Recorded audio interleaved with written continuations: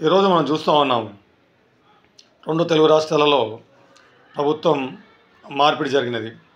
ప్రభుత్వంలో ఉన్నప్పుడు ఆ యొక్క మంత్రులు కావచ్చు, వాళ్ళ యొక్క నాయకులు కావచ్చు, మరి ఫైర్ బ్రాండ్ అనుకునే వాళ్ళు కావచ్చు, ఎప్పటికీ మేమే ఉంటాం అధికారంలో అని చెప్పేసి ఇతర నాయకులని కించపరిచే విధంగా మాట్లాడారు.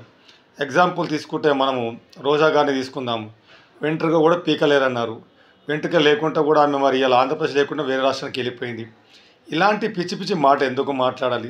సబ్జెక్ట్ వైజ్గా మాట్లాడాలి, సమస్య పైన మాట్లాడాలి, ప్రజలకు అందుబాటులో ఉండాలి. మనకి ఇచ్చిన టైం 5 సంవత్సరాలు. 5 సంవత్సరాల్లో మనం ఏం చేసినాం అనేది ప్రజలకు తెలియాలి. ప్రజలు తద్వారా లబ్ధి చెందారా, ప్రజలు బాగుపడ్డారా లేదా చూసుకోవాలి. మనము కేవలం సంక్షేమ పథకాల మీద ఆధారపడితే ఏ రాష్ట్రమైనా ఆంధ్రప్రదేశ్ గతే పడుతుంది. సంక్షేమంతో పాటు సమపాలంగా మనకు అభివృద్ధి ఉండాలి. అభివృద్ధితో పాటు కూడా మనకు నిత్యావసర వస్తువులు అన్నీ కూడా అందుబాటు ధరలో ఉండాలి.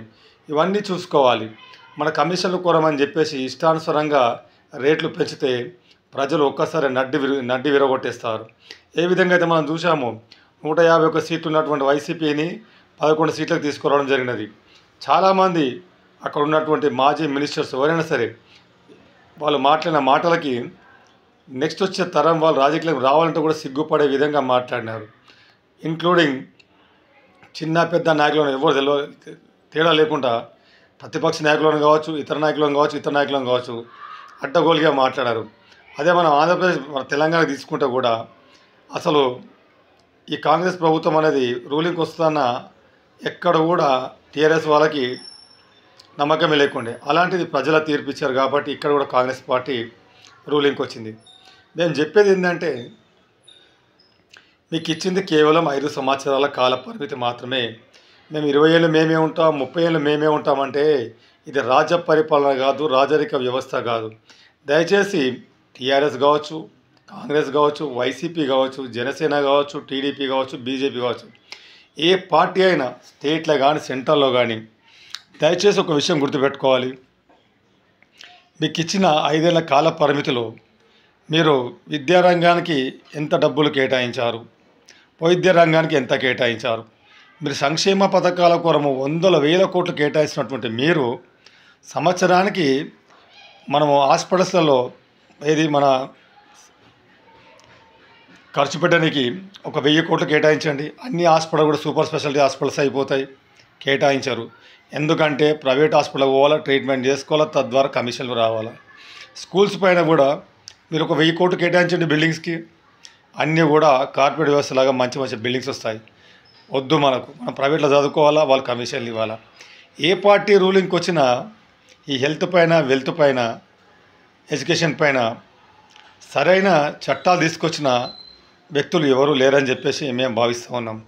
ఇకనైనా తెలంగాణ కావచ్చు, ఆంధ్ర కావచ్చు, ప్రతి పేదవాడికి కూడా విద్య అనేది అందుబాటులో ఉండాలి.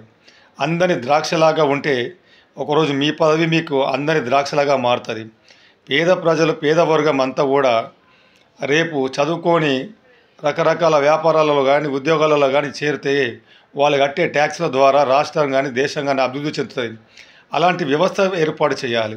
అలాంటి అవకాశం రాష్ట్ర ప్రభుత్వం కానీ కేంద్ర ప్రభుత్వం కానీ కల్పించాలి. ఎవరినొకరిని విమర్శించడమో, ఒకరిని తిట్టడమో రాజకీయం కాదు. నిజంగా మనం గతంలో రాజశేఖర్ రెడ్డి చూసాం. 108 అంబులెన్స్ తీసుకొచ్చారు, ఆరోగ్యశ్రీ తీసుకొచ్చారు. ఇప్పుడు కూడా కొన్ని వేల మంది, లక్షల మంది కూడా రాజశేఖర రెడ్డి గారికి అభిమానులు ఉన్నారు. గుండెల్లో చోటు సంపాదించుకున్న వాడి నిజమైన నాయకుడు. అలాంటి నాయకుడిగా ఎదగాలని చెప్పేసి మేము కోరుకుంటున్నాం. తద్వారా రాష్ట్రం బాగుపడుతుంది, తద్వారా దేశం బాగుపడుతుంది. మనం ఎక్కడో ఉన్నటువంటి 10 పైన ఉన్నటువంటి మన ర్యాంకు ఈరోజు 3వ స్థానానికి వచ్చాం. అతి త్వరలో మన రాష్ట్రం కానీ మన దేశం కానీ మొదటి స్థానానికి రావాలని చెప్పి కోరుకున్న దాంట్లో మొదటి వారి మేము. దయచేసి మన ఛానల్ని ఎవరైనా సరే సబ్స్క్రైబ్ చేయాల్సిందిగా కోరుచున్నాం. షేర్ చేయండి, లైక్ చేయండి. సమాజాన్ని మారుద్దాం, మన బతుకులు మార్చుకుందాం.